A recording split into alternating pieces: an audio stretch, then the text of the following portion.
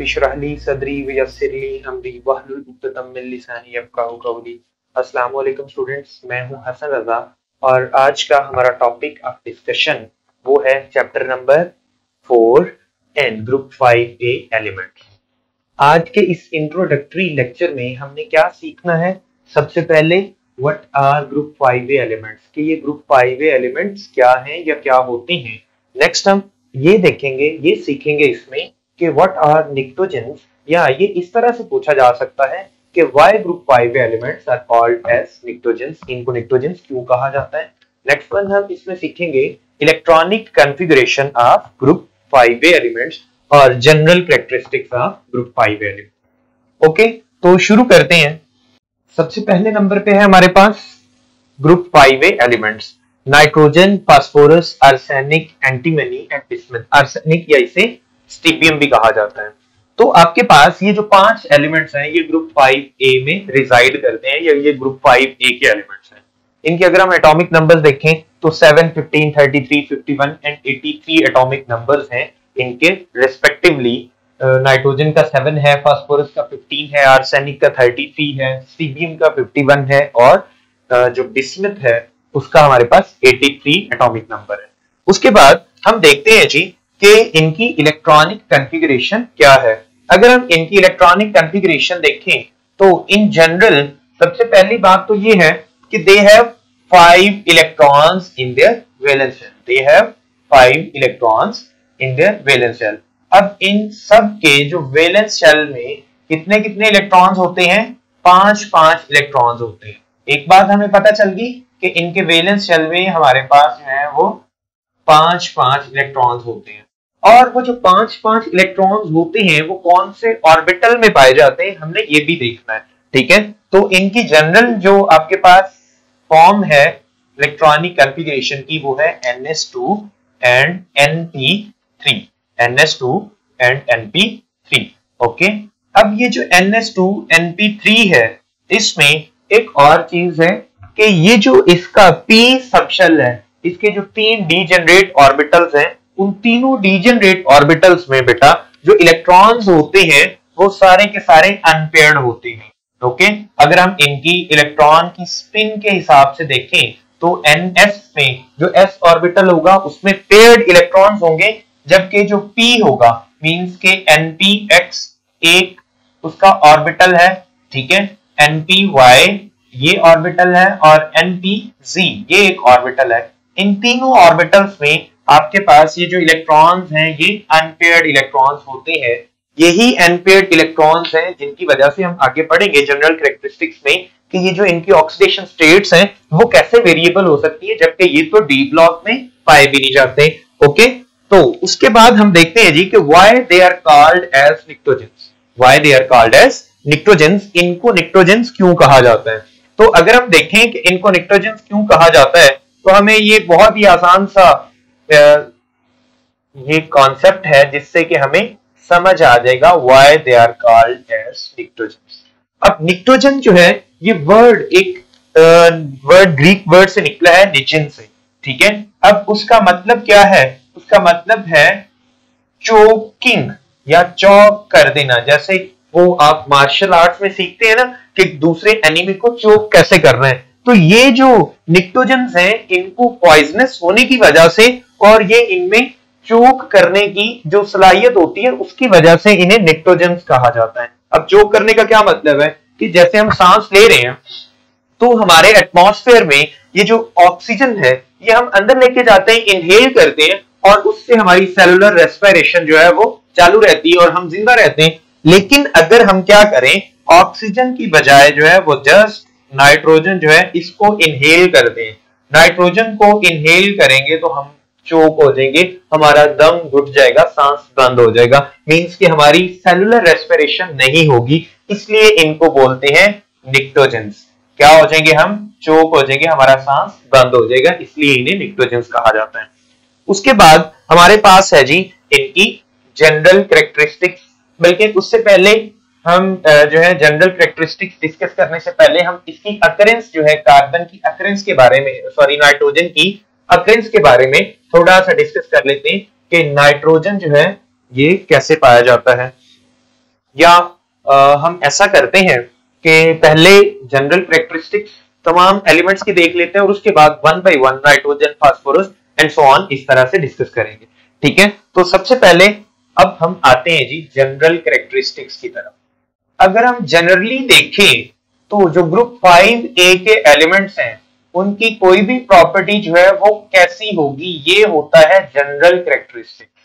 General characteristics means कि generally अगर हम इस ग्रुप को देखें तो उस ग्रुप में पाए जाने वाले जो 5 एलिमेंट्स हैं, नाइट्रोजन है, फास्फोरस है, आर्सेनिक है, स्टीबियम है और बिस्मथ है, इनका बिहेवियर क्या होता है, इनके केमिकल रिएक्शंस या इनकी जो है फिजिकल प्रॉपर्टीज वो क्या होती हैं, वो होती है जनरल बिहेवियर। जनरली हम डिस्कस करते हैं, किसी के बारे में अभी स्पेसिफिक नहीं है। तो जनरली अगर हम देखें तो सबसे पहले हम डिस्कस करते हैं जी मेटालिक कैरेक्टर को। किसको डिस्कस करते हैं? मेटालिक कैरेक्टर को, कि मेटालिक कैरेक्टर इनमें कैसा पाया जाता है। अगर आप मेटालिक कैरेक्टर देखें तो बच्चों आपको पता चलेगा कि जो नाइट्रोजन है और आपके पास फास्फोरस है, these are purely non metals, these are purely non metals. और उसके बाद हमारे पास जो आर्सेनिक और एंटीमनी है या जिसको स्टीबियम कहा जाता है, दीज आर सेमी मेटल्स, जिनको सेमी मेटल्स कहा जाता है या इनको हम मेटलॉइड्स भी बोलते हैं। क्या बोलते हैं? मेटलॉइड्स। ओके, और उसके बाद है जी हमारे पास बिस्मथ, ये हमारे पास प्योरली मेटल है। ओके, तो मेटालिक कैरेक्टर का हमें पता चल गया जी कि जो नाइट्रोजन है, फास्फोरस है, ये क्या है? नॉन मेटल्स है। आर्सेनिक, स्टीबियम ये मेटलॉइड्स या सेमी मेटल्स हैं और जो बिस्मथ है ये मेटल है। तो अब हमें एक और ट्रेंड मिल गया और वो ट्रेंड कौन सा है? वो ट्रेंड बच्चों ये है कि आपके पास नाइट्रोजन, फास्फोरस, आर्सेनिक और एंटीमनी और बिस्मथ जो है, इसको अगर हम इस तरह ग्रुप वाइज लिख के देखें तो हमें पता चला कि जो मेटालिक कैरेक्टर है ये डाउन द ग्रुप क्या कर रहा है? डिक्रीज कर रहा है, सॉरी इंक्रीज कर रहा है। डाउन द ग्रुप क्या कर रहा है? इंक्रीज कर रहा है। अब हमने ये फर्स्ट ईयर के कॉन्सेप्ट्स हैं, हमने फर्स्ट ईयर में मेटालिक कैरेक्टर पढ़ा हुआ है। ठीक है, कि जैसे जैसे हम डाउन द ग्रुप मूव करते हैं साइज ऑफ एटम इंक्रीज करता है, इफेक्टिव न्यूक्लियर चार्ज डिक्रीज करता है, शील्डिंग इफेक्ट इंक्रीज करता है नंबर ऑफ शेल्स के इंक्रीज होने की वजह से। तो क्या होता है?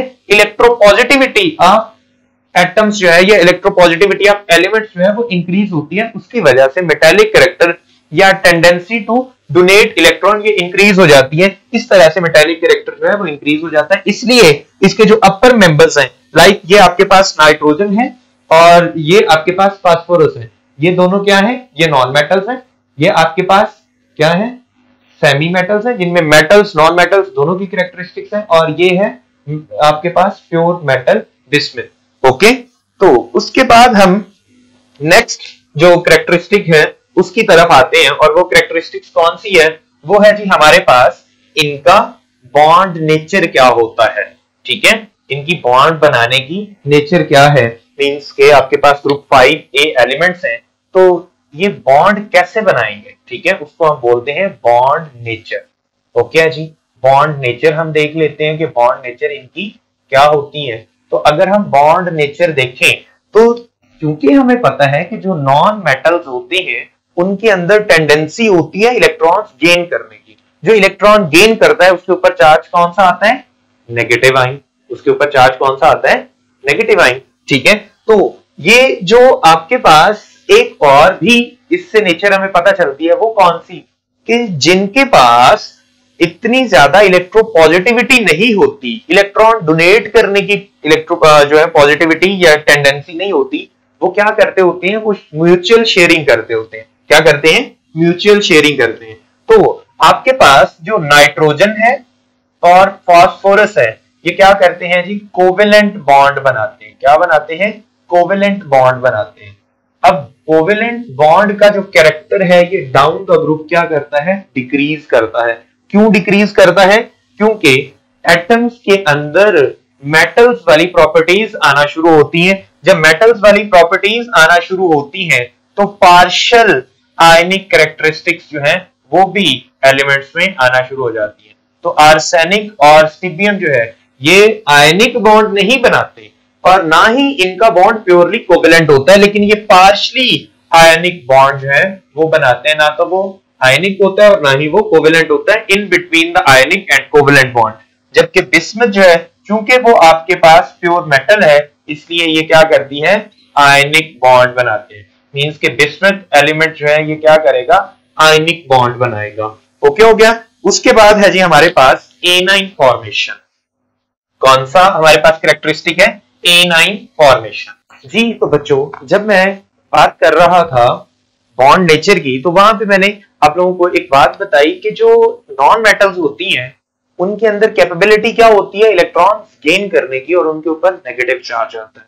तो एनाइन हम बोलते किसे हैं, when an element gain electron, 1 or 2 electron, ठीक है, एंड गेट्स नेगेटिवली चार्ज, तो उसको हम बोलते हैं एनाइन। उसको हम क्या बोलते हैं, एनाइन। तो आपके पास जो फास्फोरस और नाइट्रोजन है, या आप नाइट्रोजन और फास्फोरस लिख लें, ये दोनों क्या करते हैं, ये एनाइंस बनाते हैं। ये क्या करते हैं, एनाइंस बनाते हैं। अब एनाइंस बना रहे हैं तो बाकी के क्या करते हैं, हम तो ये देख रहे हैं ना कि जनरली इनकी कैरेक्टरिस्टिक ये जो एनाइन बनाने की है वो कैसी है।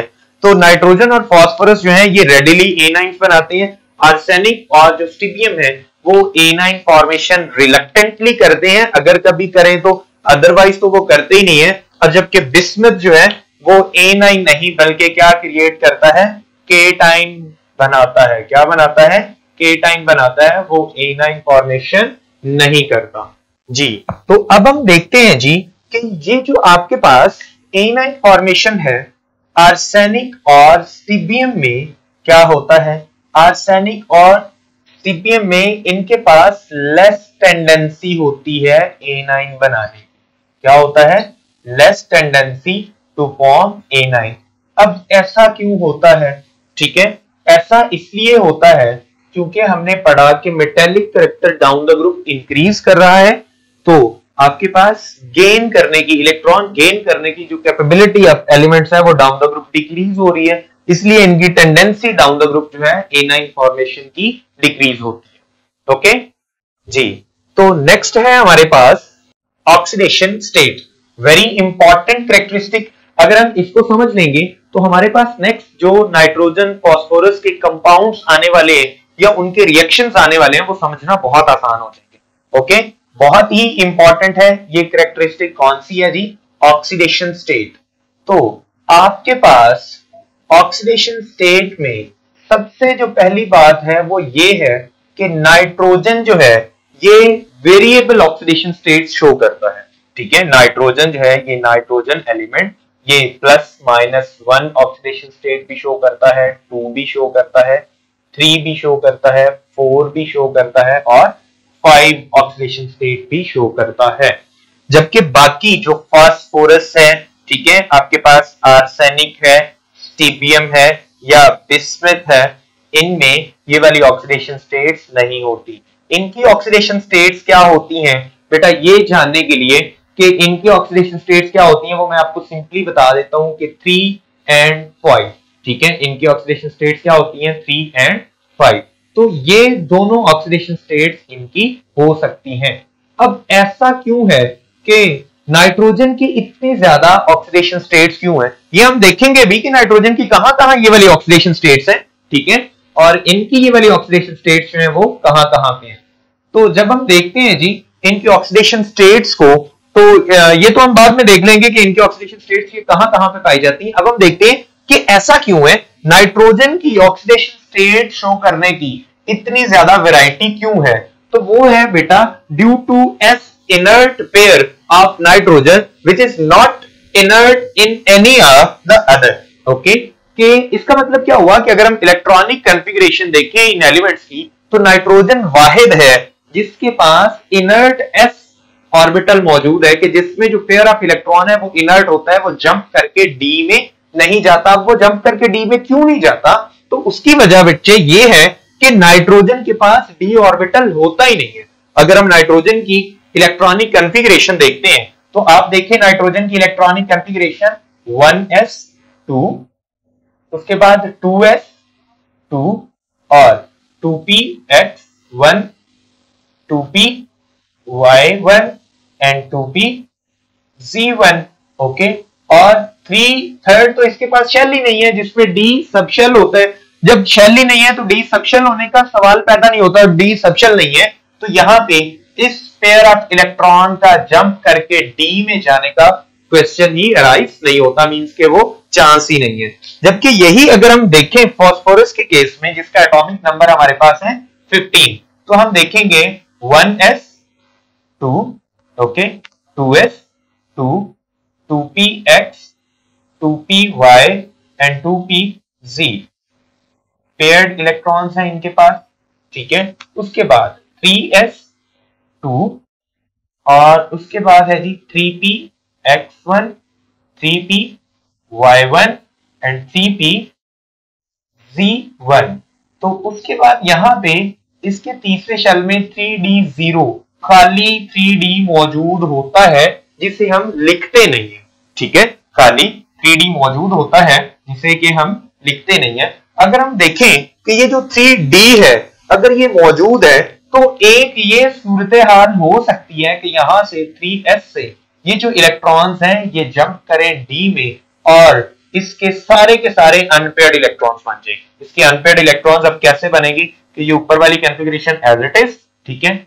3s में जो पेयर्ड थे वो अनपेयर्ड हो गया, एक इलेक्ट्रॉन जंप कर गया, वो जंप करके कहां गया 3px में पहले ही 1 है, 3py में भी पहले ही एक इलेक्ट्रॉन मौजूद है, 3pz में भी एक इलेक्ट्रॉन मौजूद है और उसके बाद 3d जो कि खाली था अब उसमें भी एक इलेक्ट्रॉन मौजूद है। तो इस तरह से इसके पास 5 हाफ फिल्ड ऑर्बिटल्स मौजूद है, क्योंकि एक ऑर्बिटल में मैक्सिमम 2 इलेक्ट्रॉन्स होते हैं, तो अगर किसी ऑर्बिटल में एक इलेक्ट्रॉन मौजूद है तो उसको हम हाफ फिल्ड ऑर्बिटल कह सकते हैं। सबशेल हाफ फिल्ड नहीं लेकिन ऑर्बिटल हाफ फिल्ड कह सकते हैं। तो इसके पास 5 हाफ फिल्ड ऑर्बिटल्स मौजूद है। ये जो नाइट्रोजन के केस में ये जो s पेयर है ये इनर्ट होने की वजह से इसकी ऑक्सीडेशन स्टेट्स जो है वो ये वाली डिफरेंट शो होती है, जबकि इनके पास ये जो s पेयर है ये इनर्ट नहीं बल्कि क्या करता है जंप करके d में चला जाता है और पॉसिबिलिटीज क्रिएट करता है, इसलिए इनकी जो ऑक्सीडेशन स्टेट्स हैं वो ये वाली शो करते हैं। ओके बच्चों, तो बाकी नाइट्रोजन के जो ऑक्साइड्स हैं उनके साथ हम मिलते हैं इंशाल्लाह नेक्स्ट लेक्चर।